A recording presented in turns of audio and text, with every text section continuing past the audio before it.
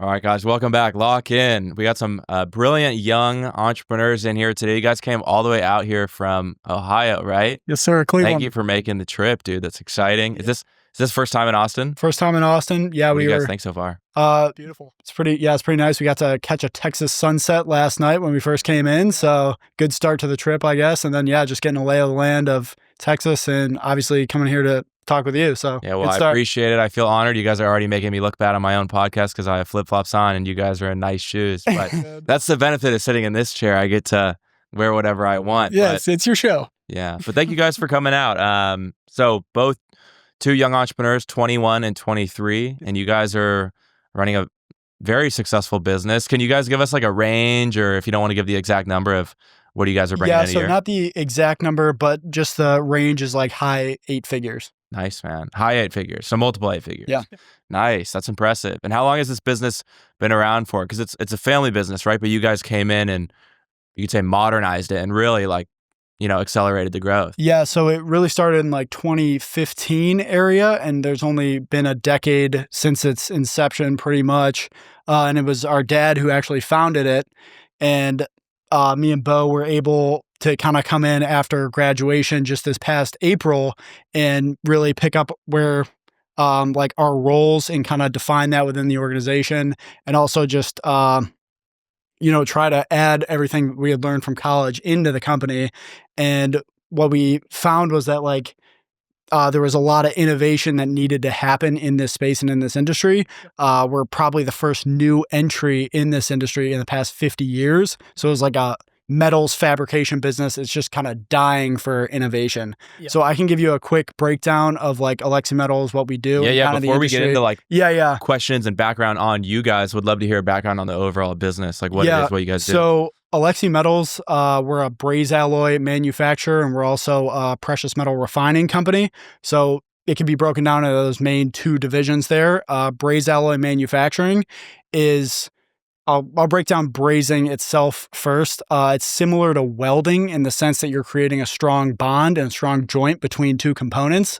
But with welding, you're actually like melting and fusing two parts together. But with brazing, you would heat up both sides, add a precious metal filler alloy to between those components, and once it reaches its melting point, it would flow like a molten metal glue and create a super strong bond, like almost inseparable bond.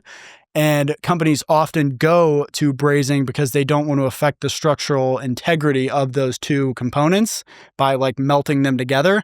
So you would add a braze alloy and it would, protect the integrity of those components. So that's kind of the value that we provide in that space, is that we will custom cut out of like a piece of foil. We'll like laser cut something and it'll align perfectly with a super expensive like 3D part in their manufacturing process. So it just minimizes edge scrap and kind of creates that super strong bond immediately, because you don't have to wait for the flow time, and there's other factors there as well.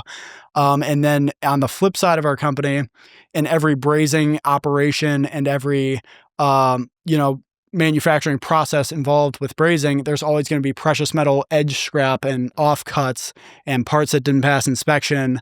And we will buy those parts back from our existing customer base and refine the gold back out of it. So say if it's 50% gold, 50% copper alloy, we will refine that back to pure and basically create value for our customers in a circular way.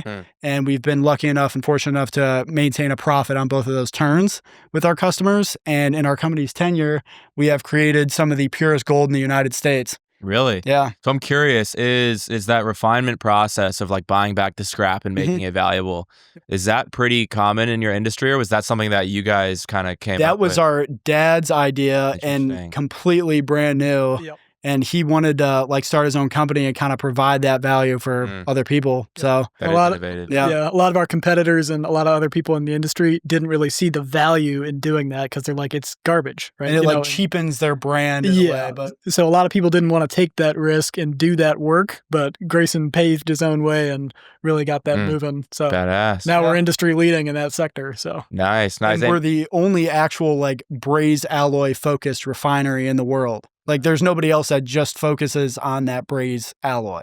So that gives you guys an edge, and it makes you guys unique in a lot of ways. That's interesting. And so when you guys were growing up, did you always know Two questions, like, Yeah. front and back end of this.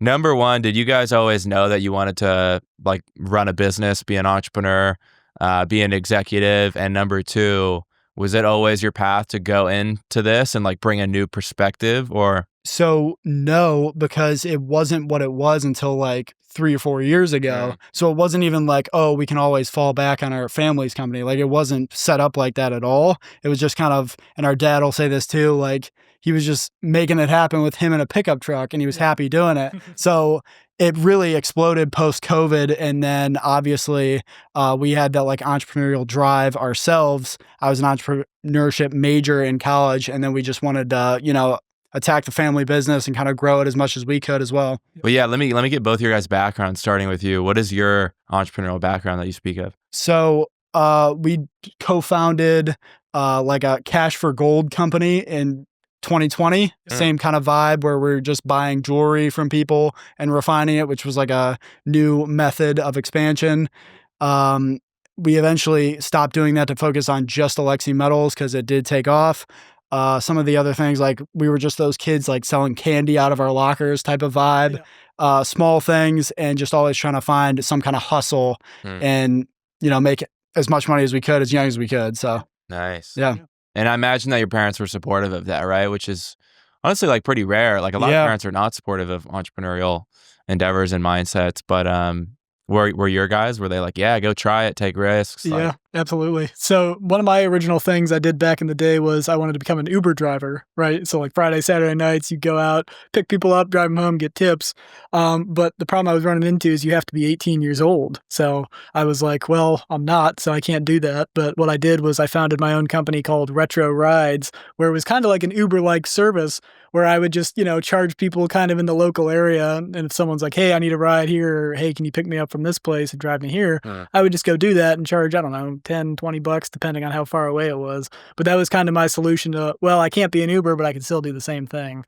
That's something that no one would think of. I genuinely, like, because I had the same problem. When I was a little kid, I just wanted to make money, right? Yep. And same sort of way. And I was like asking my mom if I could do Uber. And she's like, number one, you're not 18. Number two, no. Right? She was like, dangerous. You can't do that. But, okay, that's cool. So you guys are hustlers, right? Yeah. And then that's awesome. In terms of our family and our parents, we were definitely always very inspired by them. Obviously, our dad kind of founded the company when we were 10 and 12 years old now. And we were just really got a front row seat to his entrepreneurial journey and kind of rise. And we were inspired by that. And then both of our parents' work ethics, honestly. And we were able to kind of take that and be like, this inspired us. Like, how can we give back to them? And the best way to do that was to like make a name for ourselves and carry on the legacy of the family business and, just try to make a name for ourselves. Like that was the mindset there. So it kind of explained that speed and growth in a career path. Well, yeah, I mean, it's extremely rare to come into a company at such a young age, in general, right? And take on like a C-suite role, right? Yeah. But beyond that, you guys actually had a massive impact and are scaling it. It sounds like, very aggressively, which is awesome. So congrats, by the way. Thank you, sir. But I'm curious, you kind of mentioned college earlier, studying entrepreneurship. You guys both went to the same school? Yep, University of Cincinnati. Did you guys think college was useful, or, there's always mixed opinions on that? And I did, but it's one of those things where you get out of it what you put in. So like I got a 4.0 GPA in my last semester at UC, and had I not gotten a 4.0, we probably wouldn't be in this spot right now. Like, so it was, I can kind of just run through the whole story real quick. Yeah. So basically this started a calendar year ago, almost to the day, where I was in a upper level entrepreneurship class at UC.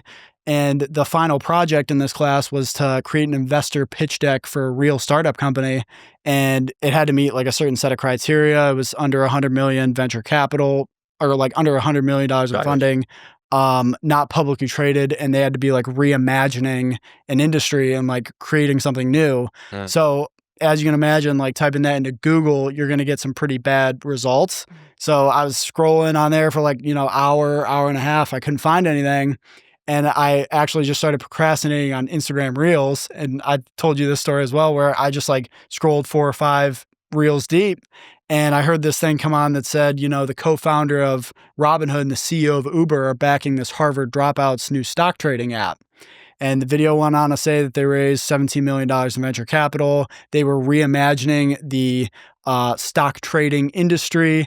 And it was just checking all the boxes for the assignment. And then I was actually like, okay, I really like this company. Like, I'm definitely going to use them for the project. So I had to get like an A+ on the project, which I ended up doing. The company was called Dub.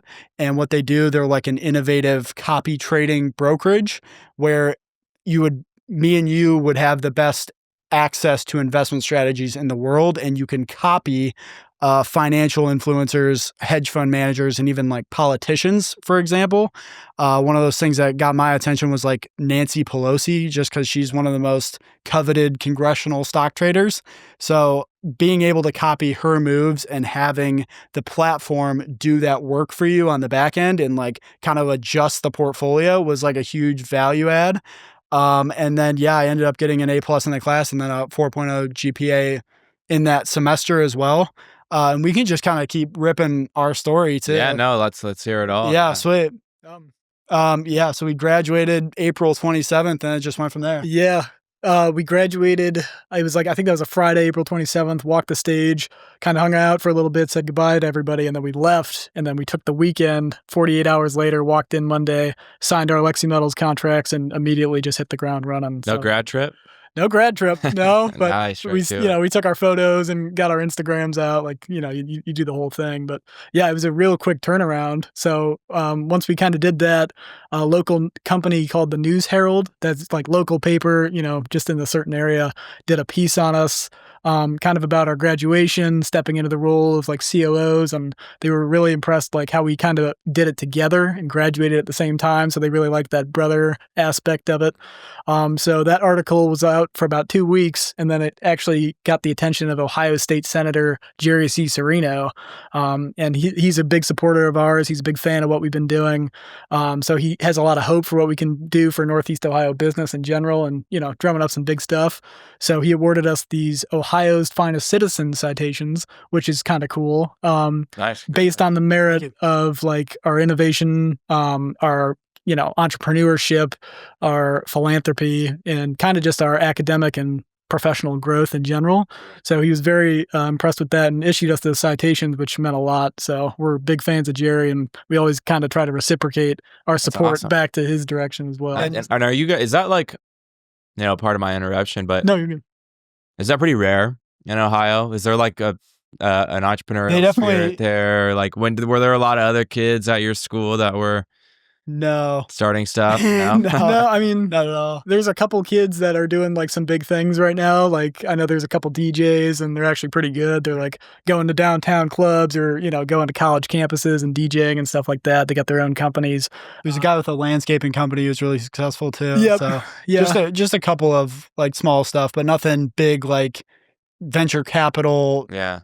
Raises and tech companies. Talk to me like about that like a little bit, because I see you got Bowen Capital. Yes, sir. So you guys have already gone out and started your own VC of sorts, or what would you consider it? So we had like a really crazy entry into the venture capital space, and it kind of just picked up right after college, which is really weird because it's not a space that you typically enter when you're right out of college. Like it's typically retirees. It's, the rich, ultra wealthy, accredited investors. Yeah. Yep. So, anyways, like after this Ohio's Finest Citizen thing happened, we didn't really feel like worthy of it in a way. Like all we did was graduate, and 2 weeks later we're Ohio's Finest Citizens. So we felt like we had to go out and prove that to the world.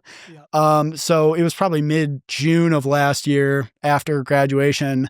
I was like cleaning out my laptop and like old Spanish syllabuses and rubrics and just stuff I didn't need anymore post-grad. And I had come across the Dub pitch deck that I had just done in college. So, I was literally dragging it to the trash can on my laptop, and I kind of stopped myself and I was like, maybe I should try to send it to someone at Dub. So I went on their website, got their like general company email, which was info@dubapp.com, and then connected with their chief operating officer, Brett, on LinkedIn, connected Brett's first name with their email tagline of @dubapp.com, and successfully guessed his email on the first try. And I was like, Getting creative. Brett, here's a pitch deck that I did in college. And I also have this precious metals background, like we were just talking about, like, and a lot of people, assume gold and think investment bars, or they think jewelry, or they think something not industrial at all. So I was like, we have this industrial expertise, and we may be able to provide some social media content for you guys and promote your precious metals portfolio, which just basically tracks the gold, silver, platinum, and palladium markets. So, just kind of went from there. He was really receptive of it. And yeah. Okay. Yeah. So going off that, I think we kind of had like an email chain with him, back and forth for a while. And then we actually hopped on a phone call where he did kind of mention, hey, we're trying to promote this precious metal portfolio. A lot of investors don't really know about the precious metal aspect and why it's a good idea to invest in it. So we're like, why don't you guys come in to our headquarters in New York, sit down with the marketing team and kind of promote this portfolio a little bit for us. Since you guys are experts in the field, you can promote it in a better way than we can. So we were like, absolutely. Drove out to New York City, went to Dub's headquarters, met the front office and the team, and then we sat down kind of with their marketing team, which was 2 dudes, and we had about a 90-minute conversation with them about all their questions. We were just getting hammered back and back. We're like, firing them off. But that was a lot of fun. And then when that wrapped up, we were kind of like, hey, do you guys mind if we meet Stephen Wang, who's the Dub CEO and founder? And we had kind of met him earlier when we walked through the office in passing, right? But he was busy, so, you don't want to mess with him. But we were like, do you guys mind if we meet him real quick since we're here? And they were like, yeah, sure, absolutely. So Stephen came in. He was very nice. We talked to him for about 10, 15 minutes. And then we kind of just brought up naturally, we were like, hey, is there any room for us to get involved with the company at all? Is there any room for like an angel investment, or could we get some equity type of thing? So Stephen was very nice about it. He said, hey, we're in our Series Seed round, family and friends, right? Just before we close that off in October, I could probably get you guys in if you were serious. And we're like, absolutely, that'd be awesome. So we left Dub that day kind of on like a handshake verbal agreement that we're going to be angel investors in this company. So it was very nice of Stephen to do that. Shout out to Stephen. It was not... He didn't have to do that, but he did it for us because I think he kind of recognized the entrepreneurship drive on this end as well. And we just want to help him in any way we can to achieve his vision of what he wants to see with Dub in the future. So. Nice, man. And what I'm getting from your guys' story, the main thing is you guys come off as the type of people that don't like wait around. Like if you see a train passing by, you're like, I don't even know what it is, but I'm gonna hop on, right? Yeah. And I'm curious if you have any advice for anyone younger or older who's watching that might be like a little hesitant at first, because I really do think courage is the first step towards any sort of success, whether you're a comedian, an up and coming actor, a DJ, an entrepreneur, whatever. But you have to be willing to, like, if you see that agent or if you see that investor and he just happens to be walking across the street, you have to be willing to go up there and get rejected and just put yourself out there. Yeah, we just definitely felt that, especially with investing in Dub and making like a large angel investment at a young age, where we were like, okay, we need to do this because you don't get 10 of these opportunities in your life. Like, it was a literal life-changing opportunity for us. It's led to some pretty crazy things, like 3 featured business articles, 6 public speaking events after today. Really? Thank you very much, Lucas. Yeah, we've been. Wait, how does an angel investment lead to public speaking events and articles? Because we actually just got back from UC last week, where we were, talking to college classes and just letting people know our story and kind of what you need to do to get there. And a lot of it is just like, you need to provide value immediately. You need to kind of get outside your comfort zone, and you also need to think in the best way possible to get, what am I trying to say here? I don't know. I get what you're saying. I forgot like one of the things I said in class, but you're also providing, what's cool is you're providing value beyond just the capital, right? Yeah. Like I get it. You said like he gave you guys a shot at the end of the round, which is great, but you guys, you've told me about it. You're now talking about it on the podcast. Like you're trying to be proactive investors, which I like, because let's be honest, I think most investors are usually a net negative. They give you the money. And then just kind of phase out, right? They either phase out, which is actually, I'd prefer that, to be honest, with most people, unless they're providing value. But a lot of times you get investors, and I'm experiencing this myself, where they're just hounding you all the time. Like, I think the smallest check I've ever taken is the one that's hitting me up the most. I'm like, bro, it's been 4 months. Like, relax. Dude, relax. Yeah, like, it's going to happen. It's happening right now. But like, nobody else is asking me for what you're asking. And a lot of times it might be like just it's their first time doing it or whatever, but you guys seem to be providing a lot of additional value aside from the capital, which is cool. Yeah. Well, that's what we told Steven as well. We were like, our aim is to be like a strategic partner. So anything you guys need or anything you want us to help you guys out with, just let us know. We're a phone call away. So we provided that value to him as well. And that was actually why they ended up allowing us to be angel investors. Like, we didn't meet the accreditation requirements at the time, right? At the time, with $1 million net worth and $250,000 annual income, because we were 6 months out of college. Yep. So they were able to kind of bend the rules for us a little bit and make us the only unaccredited investors of Dub, alongside the CEO of Uber, the co-founder of Robinhood, and the owner of the Cleveland Cavs as well. And the reason they were able to do this was because they justified our knowledge of the company with my pitch deck in college. They were like, okay, these guys obviously know the company well enough to like pitch it to a potential investor. They used our podcast appearance as like, okay, they know the company well enough to pitch it to a customer and be like, this is the value that this service can provide. And then they also used our email thread with them and basically like saved it, where they were like, we had a 14 or 15 email streak where every single thing we said was spot on, and we understood the risk and understood that startup investing is just inherently risky, but we were willing to take that risk for Dub. Yep. And the truth is, and you guys have probably realized this already, but the truth is, like, putting all those things into a doc is a lot of work. Yeah. And especially when you got lawyers, like, even my lawyers are expensive, but I'm sure their lawyers are more expensive. Yeah. And that takes quite a few hours, and that eats up quite a bit of the investment. Yeah, so for sure. It is cool. That was cool of them to do that. I'm curious, that's your guys' first investment ever. I imagine that you guys aren't like super liquid right now as young entrepreneurs. Most of your money's in your own business, trying to build on your own. Yeah. I'm curious, what about the founder or the business itself was like, this is because you said this is a once in a lifetime opportunity, right? You're like, what about it? Why did that speak to you so much? It just literally felt like we were at the early stages of something much bigger. And we kind of ended up looking into this after the fact, where our story was very, very similar to Gary V's or Gary Vaynerchuk's, where he had a family company, expanded in e-commerce, and then through like podcasting, guest speaking, and social media, ended up with his first angel investment in Twitter. And then I didn't know that. Went Twitter, Facebook, Uber, like all the big companies, and he's now very famous for it, very successful for it. But we went through that same trajectory where it's like family business, used that knowledge from our family's business to like leverage a podcast guest appearance, and then it led to an angel investment. So it's kind of like getting our foot in the door in a way. We subconsciously like recreated his story and didn't really mean to do it. But then after the fact, we were like, yeah, that's kind of a crazy overlap there. Have you guys connected with him yet? No, but it'll happen one day. That'd be really wild. Yeah. So are you guys trying to build, I know you guys are doing public speaking and guest appearances, but are you guys trying to build your own personal brands or not yet?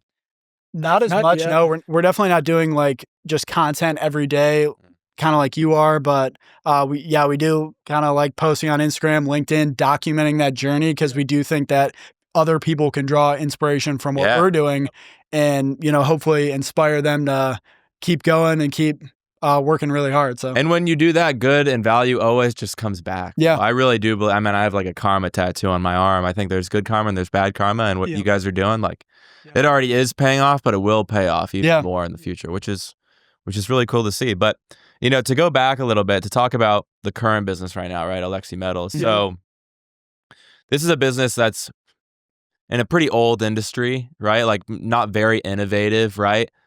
How did you guys come in and like immediately start having an impact? Cool. You want me to take that? Yeah, you can take it. Awesome.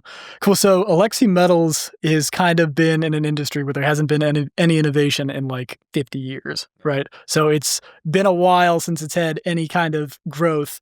So kind of what we did when we got in there, and as the company was smaller and continuing to grow, was we were kind of working off like a new blueprint than what everybody else was doing. So there was like no consultation to go off of. There was no like business model to follow, right? Because we were trying to do something different. There was no case study that gave like a good example of like, hey, this is what you guys should do. We didn't have any of that. So we were kind of just figuring it out and kind of just grinding it away, and then kind of, shaping what we were looking for. So the first thing we did kind of is like, Well, as the company continued to grow, a lot of the processes that we initially established when it was a small company kind of got pushed to the back burner. So I looked at that and I was like, you know what? That's not good. So I'm like, I'm going to go in, we're going to take some of these initial processes that did really well for us, and we're going to turn these into scalable systems. So kind of what I did, but kind of what I did was kind of bring those back to life and kind of, see how we can make these sizable, scalable, how these can actually do some good, because they did back in the day, right? So we kind of took the old innovation and used it to make some new stuff. But you got to be careful with that, because the last thing you want to do is mess up current production, right? Or slow the momentum of anything else you got going on. So you have to, very carefully, strategically implement your designs. So, it's getting better and people are getting on board with it, but you don't want to just flip the whole thing over, because you need it to keep churning, right? So that's kind of initially how I started off with it. But yeah, just eventually to make it better. You also have to be careful on like an employee level. Like if you come in and you change a bunch of stuff really fast, the people can start resenting you for it, because they're like creatures of habit, obviously. Yeah. And you have to be very careful with it. We really just wanted to come in and like earn our stripes and earn our respect, which we've done. We've worked 14-hour days, weekends. Yeah. We even pulled a 36-hour shift. 38. Wow. Yeah, it's pretty wild stuff there. Yeah. So like we just Talk to me about that a little bit. Like in those early days. Sorry to cut you off, but those early days when you came in, how many employees did you guys have when you first came in? So when we first came in, we had about 15 or 16. 15 or 16. What do you have now, you think? Now we're up to about 18, Yeah. probably going to be closer to 20, maybe 25 by the end of the year, just on how fast we're growing. So yeah, it all just depends on keeping up with the company, right? And you got to just analyze, where do we need some help, or where are we good? Can somebody take on a little bit more responsibility, type of thing? But it's just kind of it's like a chessboard almost. You're just managing the pieces and you're seeing who needs help and what the next move is, kind of thing. So what was that like? Because I've experienced a little bit of that myself, even. Yep. In Greek life, it's very similar. I came in as like a very young president. All the guys that have been in that, there's 150 guys in the house that were like, who the fuck is this guy? Like, you got to start telling people what to do, and you got this new culture you want to bring to the table. And you're dealing with people that have been there way longer than you, and they've seen a lot more than you, like transparently, and you got to convince them why they should like listen to you and take your lead, right? And how do you do that? How did you guys do that? We started by listening to them first and being like, hey, we want to change some of this around. What are your thoughts? What are your ideas? Because it's ignorant for us to come in with basically less experience than them and start demanding certain things, even if we thought we were on that pedestal from like graduating or something. So we just really like put it on them and be like, okay, we want to change some stuff up. We think we can do this better. Let's troubleshoot it together and figure out how to move forward. I like that. I think that is 100% the right way to go about it. Absolutely. I think, and I have a friend who just took over like a family liquor business, large family liquor business a couple of years ago. And I think I don't think he did that at the beginning. And it took some time to make up for that. Right. But I think that's 100% the right way to go about it. Absolutely. And so after you guys came in, when did the e-commerce start getting involved? Like, how did you start integrating that? So the e-commerce officially launched in 2020, kind of right at the start of COVID kind of thing. So that's when we initially launched that website, and it was doing pretty well. But as we, have continued to grow and our marketing's gotten a little better, I've kind of been taking over like the Instagram account and a bunch of the LinkedIn postings. I had a video earlier this year get like 150,000 views. So, I don't know exactly how much that translates into orders, right? Because I don't know how many exact Braze Alloy customers are seeing that stuff, but it gets the name out there For sure. in a way that it wouldn't if you didn't have that marketing. So Did you guys know anything about e-com, or you were just like, let me just figure this out? Or? it was kind of like the Shopify model, So you kind of have that website template, and then we had a team at the time kind of design their own configurations, and we helped out a lot with that as well in terms of what we wanted it to do, what the information, what needed to be on there in terms of specs and quality, and just kind of ensuring that it had everything it needed to be its own online store. What we ended up finding with it, though, was that the SEO has been like the biggest value add for us, because customers will just search like a product line or, metal alloy, and we'll be the first ones that pop up. So that's been the biggest value from the whole website. And then it's really cool. We actually set it up so the percentage of like gold, say, is 50%. it'll track the precious metal markets and the price fluctuates, and you get the most up-to-date price that you can possibly have. Yep. That's interesting. Yeah. Well, yeah, that's nice. You don't have to manually change it. Yeah. No, yeah. I'm in a completely different situation. So this is interesting for me to hear because nobody like you don't see my shit if you're searching up shorts, right? Yeah. Like you have to specifically search up my business's name to find us. But if you do, you're not going to get distracted by anybody else, you know? So it's a whole different type of marketing and a whole different challenge for you guys to have to do it that way anyway. Yeah. So it's interesting to hear, and it sounds like it's going well. Yeah, we love it. We're thinking of doing a revamp at some point just to get it updated, get everything up and running. There's a bunch of new capabilities that we have that it's been taking me some time to get up and active on the like site. we're moving faster than the website can move at this point. Yeah. So we got to take a step back to move forward, kind of thing. Yeah. What do your guys' day-to-days look like right now? How many hours are you working currently? I know you said you've had some 12 or 14-hour days. Yep. So with Alexi Metals, like factoring in Saturdays and, late nights or whatever, it's probably 50 to 60 hours a week. Mm-hmm. And then on the Bowen Capital side, it's maybe like, 5 hours. And the angel investing space is definitely the same thing. Like college, like you get out what you put in. Yeah. And we wanted to structure it like that because obviously our core focus is Alexi Metals. So having a venture on the side that could potentially be distracting, we wanted to make sure it wasn't going to like bleed into it too much. So angel investing was a good platform for that. Yeah. Well, there are ways to mix it because I agree. I mean, you do want to stay focused and you do want to, I think one of the biggest mistakes young entrepreneurs make is doing a ton of different stuff at once. And I've done that myself too. Yep. Unashamedly, right? I think everyone makes that mistake. Yeah. At least once. But if you can kind of like create an ecosystem, then it's extremely valuable to all of them, right? Like if you guys are investing in maybe companies that could potentially be partners of the family business, right? Or investing in other projects that might help, you guys get smarter, you guys get more connected, stuff like that. You know what I mean? Mm-hmm. Like for me, like I have content, networking group, the business, those all fuel each other. You know what I mean? And they all take time away from the business, but they help as and well. Definitely on the social media side too. Like we just get pitch decks in our LinkedIn message, like almost every day. So we don't have to go out and seek as many investments because we kind of built a portal and a flow for that. So nice. Didn't mean to, but it worked out that way. Yeah. So how many investments have you guys made today? 3 angel investments. Nice. Yeah.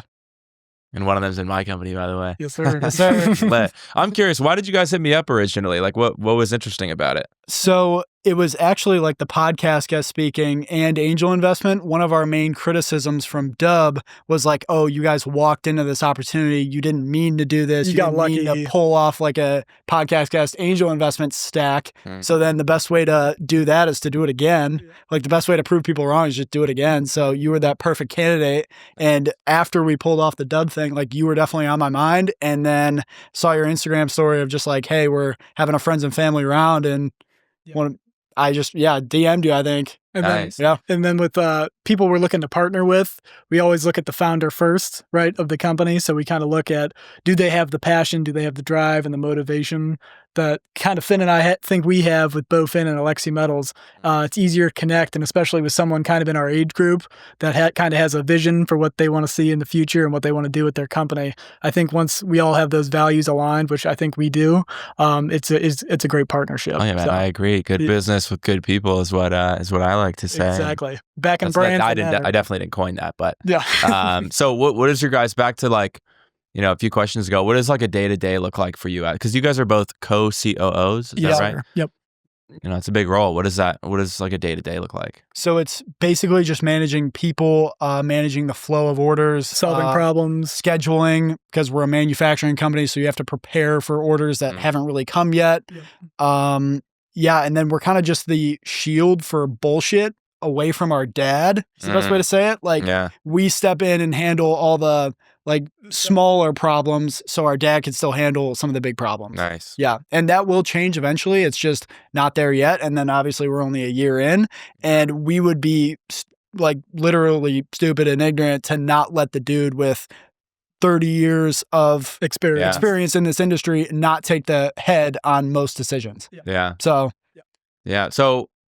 what is your guys' long-term goal, both in this business and then with yourselves? Is your goal to like build this company up to a point, take it over, and then just run it for a century? Do you guys want to get this to a level and get acquired, and that way you can take away time to focus mainly on the VC angel side of things, or like or do you guys not even know yet? So It's obviously it. we're definitely not looking for like Alexi Metals to be acquired at all. No. And then Bo can kind of get into some of the angel investment goals and stuff like that too. Yeah. Yeah. So we all were, And how they kind of like worked in with each other is the best way to say it. Yeah. Like Alexi Metals and Bowen Capital kind of fused together and ended up benefiting each other. Yeah. Yeah. So in a lot of ways, I think having Alexi Metals and Bowen I think they fed into each other, right? Because at first it was completely two different headspaces. On the Alexi Metals side of things, at first you're overseeing the operations, you're managing people, you're driving results, and you're focused on like execution. Then on the Bowen side of things, you're kind of looking through like a macro lens at everything. So you're looking at like long-term trends, you're analyzing the future, you're kind of seeing what can I get involved with.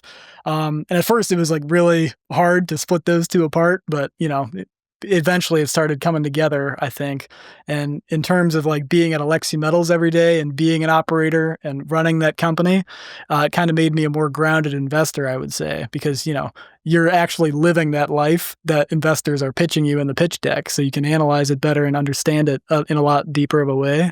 And then through Bowen Capital, I kind of was, when we're looking out and we're looking into companies and we're seeing the tactics and strategies that they're implementing, you kind of can take some of those lessons and you could filter it back into Alexi Metals. So I think in a lot of ways, having Alexi and Bowen made us better strategic operators and kind of gave us more capabilities. So I don't think in a lot of ways that these the companies are competing at all. I think it's they're kind of both aligning towards the same goal, and it's not really about like doing everything, right? It's about making sure that you're doing the right things at the right time, and that everything you're doing is kind of aligning to your bigger mission and kind of painting the bigger picture for yourself. And that's the best case scenario too. Yeah. How do you guys find it to be working with each other? Because I work with my cousin, and we're really good friends. We're very similar. I imagine you guys are as well. Yeah. Absolutely. Sharing the same role.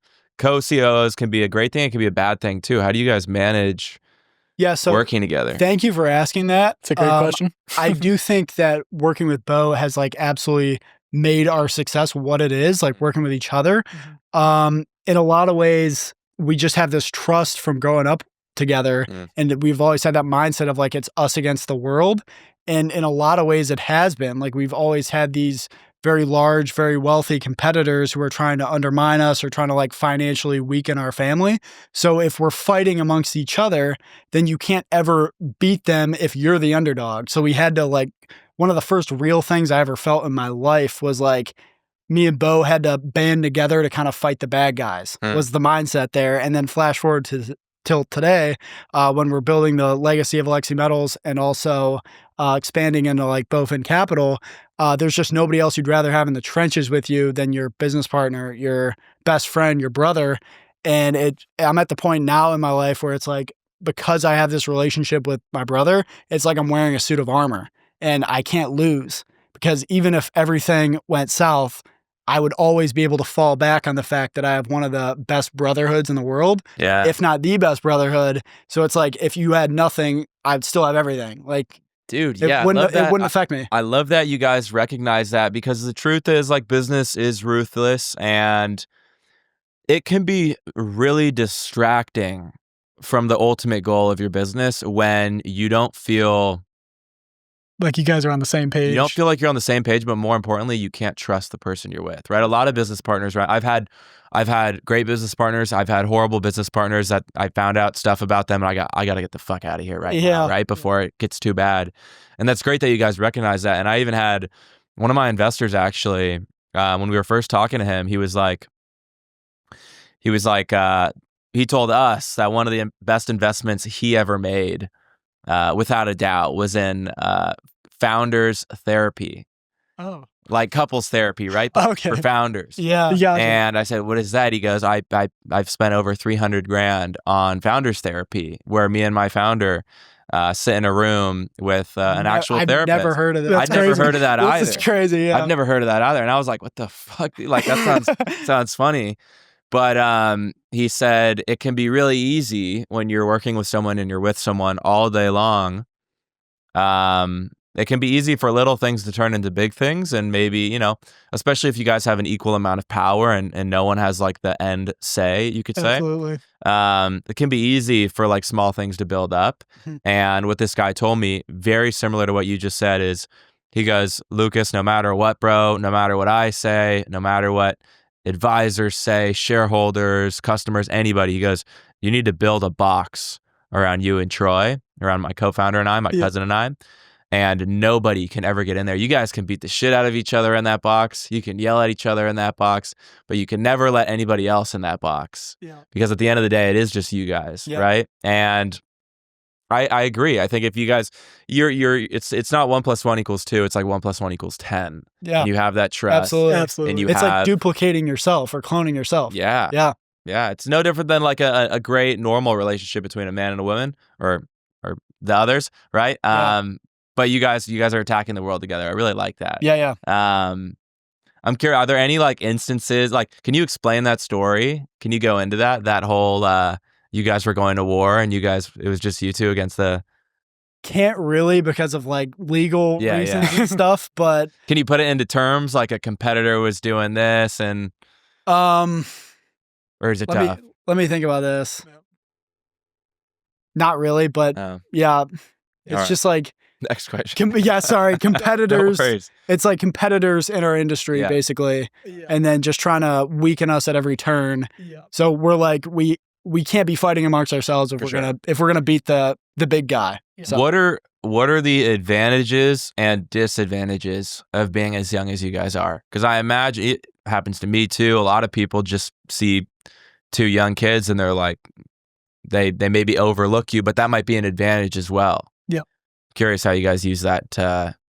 How do you see that as a disadvantage, and how do people potentially try and take advantage? Okay. Well, in terms of advantages, I think coming in as a younger group of guys, right, to a place, like I mentioned, that doesn't really have that much innovation in the last like 50 years, right, which is crazy. You can kind of see things that other people haven't seen in a while and bring a lot of new knowledge that you have and kind of implement it to kind of keep the company up and modern and doing better than a lot of the competitors. Disadvantages, sure. Yeah. You know, a lot of the times you go into a place, they don't even look at you. You know, half the time they just shake your hand and blow you off like you're an intern. And then you're like, hey, buddy, actually, you're here to talk to me, right? Like that's, you know, that's why we're having this meeting. That's why we came all the way down here type of thing. So sometimes, you know, it's hard just on age. They don't really recognize that, or someone will make a comment like, how'd you guys get this role or something like that? And you're just kind of like, yeah, well, you know, we've been with the company since we were kids. We know it inside and out. We know everything about what we do best and what we do better than a lot of other people. So, yeah, there is sometimes the disrespect there. Yeah. But, you know, I never take it personally. I just kind of understand where they're coming from. I'm like, yeah, you know, I get it. It's a reflection. It's them thinking, well, I couldn't do this when I was your age. Yeah. At the end of the day, that's where all, you know. Yeah. And I get it. I would, in terms of advantages, people definitely underestimate you. Yeah. And then you can kind of like come along and do something really big because they're not going to stop you because they just kind of write you off immediately. So you have like this open runway basically because nobody's going to try to like be like, oh, we got to stop him now before he does something big because you're too young. Like they're like, he can never do that anyway. Yep. Yeah, no, I fully agree. And you guys are currently, you said you're the fastest growing company in your field? Yeah. Why? How did you guys accomplish that? Speed. Like, we're just faster to the customer. We obviously listen to the customer's requirements better than any other company in our industry. Like, I don't think if you're in business and you're not taking the customer feedback to heart and you're not making something out of that, then you're doing it wrong. Yep. Like, they're always in charge. They're always the boss, I guess. Like, I sometimes say, like, we have 250 bosses and they're all our customers. And if we're not meeting the requirements for them, then you're not supposed to have a company. Yeah. Interesting. Yeah. I fully agree. I like that. Absolutely. How do you guys split up the work? Yeah. So, you know, chief operating officer is a huge role in any company. Yeah. So since we have so many divisions, we have so much going on, we kind of sat down with Grayson and had the talk, like, I think it would be best to break it up into two roles, right? Because there's a front office aspect of things where you're purchasing, you're invoicing, you're keeping up with inventory management, you're making sure customers are getting taken care of and handled. So that's a majority where I spend a lot of my time. I do all of the company's purchasing, all of the media work, a lot of the website work, all of the invoicing. I quality inspect almost every packet, every order that goes out. So I'm more focused on the front end and keeping everything organized. And then if the customer has a complaint or they need something or something got messed up, I jump on it quickly to make sure there's no problems. And then Finn on the other side. Oh, sorry. Yeah, I'll let you get into it. Yeah. Yeah. So we're shipping like hundreds of orders a month now. Yep. And I see every single order before it leaves. So I just kind of have like these spider webs in my mind, is how I like to say it, of like orders that I kind of piece together, and every single one needs this part and then this part, and it needs to be manufactured and it's got to go through this step. So I just like have the overarching umbrella over the entire shop floor, the shipping department, making sure all of those things are getting filled and required. All the requirements are getting met to the highest AS 9100 standard in the world, which is the highest manufacturing standard you could have. So Nice. yeah. And what are you guys doing? What are you guys actively doing to make sure you're the best entrepreneurs, you could say? Do you what percentage of your time do you think is spent on learning versus doing? Or is there a split at all? Because there's no right way to do it, but everyone has a different A different process. Yeah. Yeah. So I think the best way we have learned so far is through execution, just by doing these and connecting with people. And Finn, was an entrepreneurship major, so he offered a lot of insight into that. I was in marketing and sales, so, I'm more social media and customer focused and making sure the right things are getting done there. But Finn had a lot of entrepreneurship background that he brought to the partnership that was really good. And, I've connected with a bunch of his professors now that we've met them down there. So they're always like a phone call away if we need some help. But I think learning through execution is how we've processed this best and how we've kind of found the success that we have in our initial first 3 angel investments. And then in terms of like focusing on and dedicating hours to that, it's kind of like we just kind of at the beginning of each week dedicate like a certain amount of focused hours to Bowfin Capital, making sure our T's are crossed and our I's are dotted, right? We have money in the bank account, everything's getting paid, kind of thing like that. So we dedicate a couple hours a week to making sure we're all good on that end, because we don't want it to affect anything we're doing with Alexi Metals. We also want to have it on the side. So.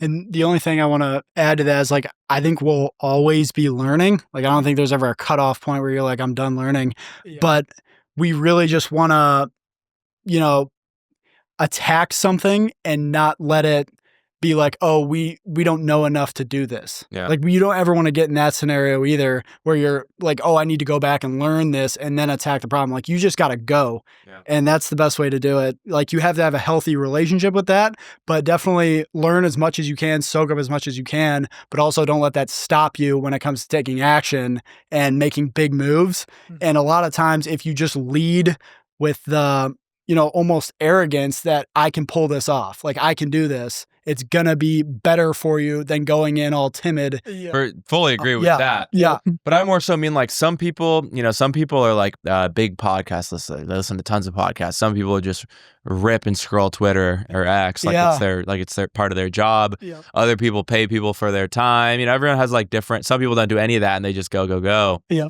What is your guy? Do you guys have like a medium type of thing? Yeah. Like, what is your way to? What are you doing like when you're not specifically working on the business to make you guys more prepared, or are you just working on the business all the time? I like to read stories about like other entrepreneurs and see what they did, see how because there's a million ways to become successful. Sure. And you can source a little bit of knowledge from all of those stories. And then recently, it's just been ChatGPT, which can just quickly answer any small question you have. Yep. So, which is very helpful. Instead of scrolling through Google and like wasting, a couple of hours trying to get to your one-line answer, you can just ChatGPT, get the one line, and then you're like, okay, we can move forward with this. Yep. So, yeah, those couple of things. But yeah, we'll definitely always try to keep learning as much as possible. Mm-hmm. And do you guys have much free time right now? Do you guys have any hobbies, or no? It's just all work usually. I do. You guys have girlfriends or? No, we golf a little bit. We golf a lot. Yeah. So we've been working a lot of Saturdays. So we usually get Sundays off, but at the end of the week, a lot of the time you just want to chill, right? You just want to kind of take a day. I've gotten into archery a little bit, which has been fun. I do that with my mom on the side, hence the bow in the bow Oh, fin nice. capital. So Yeah. it's just something to do. I find it's very relaxing because you need to have like some focus, and the guy is always like, just, let the bow do all the work. You're just a tool for the bow kind of thing. So it's very relaxing, and kind of I zen out doing that. So it's usually like on Mondays or Wednesdays we go to that class, but that's what I kind of been doing on the side. And then, Nice. My kind of zen thing is I'll do like drawings. Like I own a professional art company as well. And I basically just do custom artwork for people, and that's like a creative outlet and also just like a relaxation type outlet. And recently that's kind of transformed into me like drawing my own tattoos. Yeah. Starting to get like the ribs done and stuff. Oh, I didn't even know you had any. Yeah, so that's pretty cool. And then also just like photography and stuff as well. Photography, a lot of fun. Yeah. Nice. Yeah, I'm just curious. Like, what everyone has like an outlet that prevents them from going crazy. Sometimes it is the work itself. But that, like Exercise, definitely. Nice. Yeah. Hell yeah. Weightlifting. Yeah. Any running or anything else? Any fighting? You guys ever thought about doing fighting or anything like that? No. It's Apparently, it's really. I have a lot of friends who do MMA and jiu-jitsu, and they say it's it fires different synapses in your brain, which allows that. Like it allows you to think in a different way than traditional weightlifting, but get a lot of frustrations out, I'm sure, Yeah. That's kind of cool. So at the beginning, you guys talked about how you want to inspire, right? Yeah. What kind of like impact do you guys want to have? Why? Like what actually drives you guys at the core? Cool. Are you asking in terms of like, why do we make these angel investments, or why are we just doing everything? Everything, specifically that too, but more so I want to hear first, like everything. Like what I just honestly think it's like the highest form of human accomplishment that you can achieve is to inspire action in other people and hopefully positive action, right? Like that's always the goal. And we just like wanted to have a documented journey of success and be like, you just go on our Instagram, like scroll down and you'll see every single thing kind of go in chronological order of like, Ohio's finest citizens, angel investor. Like we just wanted to keep that going, and hopefully somebody else can take that, draw inspiration from it and make it better. And then that's how humanity gets pushed forward. So it's kind of feel like it's part of your mission, part of you being here to do that. And we don't have like a specific goal, but it's kind of just macro at this point, and we may get more specific on it down the line, but it's definitely just hopefully somebody else can feel motivated by this and do something else. Exactly. Or what we were doing at UC is we were giving our story in our presentation, and hopefully all these young entrepreneurs who are coming out of school can see, hey, these guys were unaccredited and they didn't really have too much a year ago either. We could do the same thing. Yeah, and it was actually the exact class that I made the pitch deck in, and I was just like told them, I'm like, I didn't have any leverage. I didn't have anything. I had a pitch deck that I did here, and that was what we used to become all of this like angel investor, podcast guest speaker. Like we had this little bit of leverage that we've stretched and kind of milked all the way to this point right here. So it's pretty wild story, but nice. Yeah. Well, we've been going fast. We're kind of ripped through all my questions I have already, but one that I always like to ask people at the end, and we can talk about any other specific stuff or topics if you guys want to, but the question I always like to ask is, if you had the opportunity or the chance to go back and talk to your younger self, let's say like, when did you guys first come into the business? How long ago was that? Last year or a year ago today. A year ago today? Yeah. Oh, wow. Congrats. Yeah. Okay, so if you could go back a year ago today and you had 60 seconds, right? That's it. To say as much as you can, or you could just say one sentence to your younger selves. We'll go for both of you guys. What would it be? Oh, do you want to go first? I don't know. Sure. I mean, Need some thinking time. Yeah, go ahead.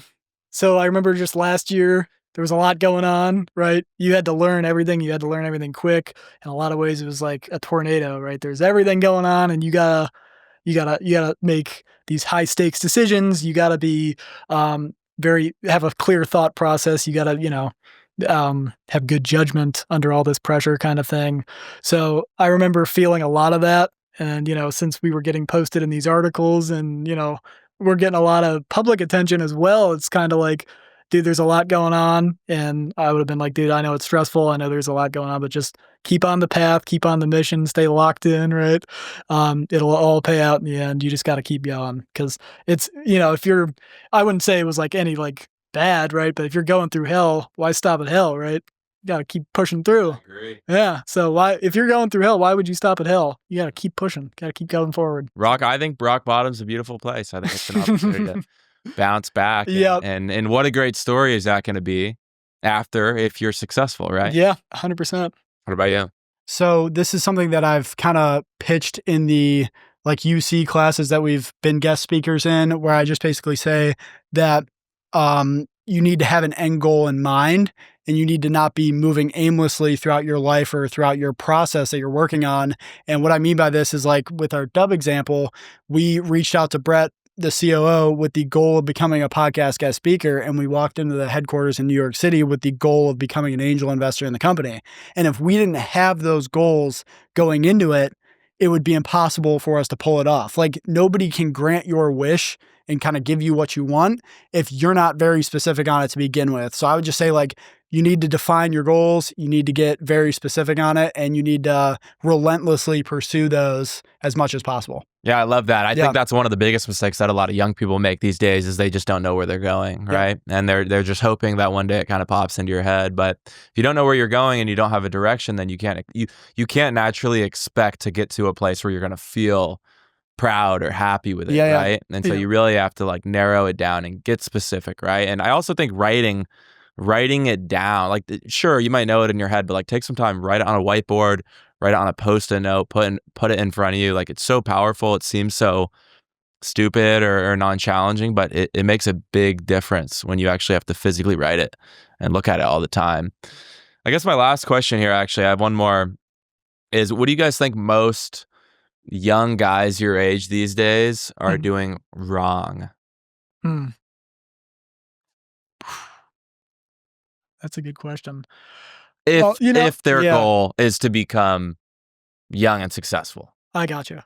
Cool. Yeah. Well, I don't want to say like anybody's doing anything wrong, because everybody's living their own life. They can do what they want to do. Yeah, or hopefully they're doing the best they can. Yeah, and we've had like some great opportunities come our way, so that doesn't happen to everybody. So we're very blessed and grateful for that. But yeah, I would say, I would pick. The advice I would give is pick something you want to focus on, something you want to build, something you want to do, and dedicate 100% of your focus to that. If you're out doing all this side stuff, or you're trying to start 3 businesses at the same time, it's going to fail. You got to pick one and you got to get behind that, right? So I would say focus on one thing, identify what you want to do, and then go make it happen. Don't try to scatter yourself or stretch yourself too thin. Just pick the one thing and really get behind that. That's what I would say. Yeah, mine would be the topic I kind of alluded to earlier, where if you're young, like, just be bold. Just kind of step into a situation and be like, I know what I'm doing. I'm very confident in myself, even if you're not. Like, just almost convince yourself in the process that you can do whatever you want to do, and you're going to end up a lot more successful than you ever would be. Yeah, no, I fully agree. You have to. And I think a lot of people assume that guys that are already successful, whether it be entrepreneurs, actors, whatever, know what they're doing. No. But the truth is, nobody knows what they're doing, but even the highest level guys, they're always tackling a new problem every single day.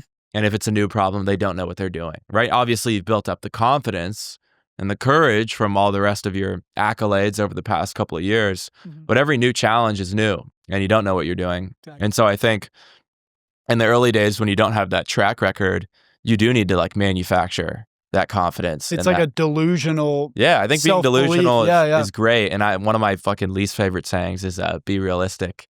I don't know if you guys saw my video on that, but a lot of people used to say that to me. Yeah. Be realistic. That's the most depressing saying ever. Yeah. I never want to hear that. But yeah, is there anything else you guys want to touch on while you're here? Like anything at all? Oh man. Just open mic. What's on the horizon for you guys right now? Like, what are you most excited for over the next 6 to 12 months? Well, we're going to go home, and our first step is going to be to submit our Cranes 20 in their 20s nominations, which is due May 2nd. Yep. So hopefully we win that. And then throughout that process, we will probably become the most honored 21 and 23-year-old businessmen in the city of Cleveland. Nice. So that's really sweet. Just this morning, we got invited to another public speaking event at 1819 Innovation Center through UC. We're still working out some kinks there, but maybe. Yep. We'll do some of that. And then we also got invited to a UC podcast as well. So it's just things kind of snowball pretty quickly. And yeah, we don't really know where we'll be in 6 months, but we know that we're still going to be working really hard and we're still going to be Absolutely expanding Alexi Metals and trying to do the right thing at every turn. Nice. I love that. Well, dude, I appreciate both of you guys coming on, and I'm excited to see it personally. And I'm also grateful for you guys believing in me and in my 100%. vision. Yes, sir. And so, you know, I think in 5 to 10 years, we're all going to look back on this. That's what I'm most excited for. It'd be cool. Where's everyone going to be in 5 to 10 years? All the guys our age that are building cool things. Yeah. Because, you know, a lot of the people that are really successful these days, you hear their stories, they didn't get started until they were 25 or, or 30, right? Exactly. So, you know, we have a little bit of a head start, but I'm excited to see it. Yeah, we'll watch the video back, you know. Thank you guys again. Yeah, absolutely. Thanks so much, Thank you, Lucas. Lucas. Yep.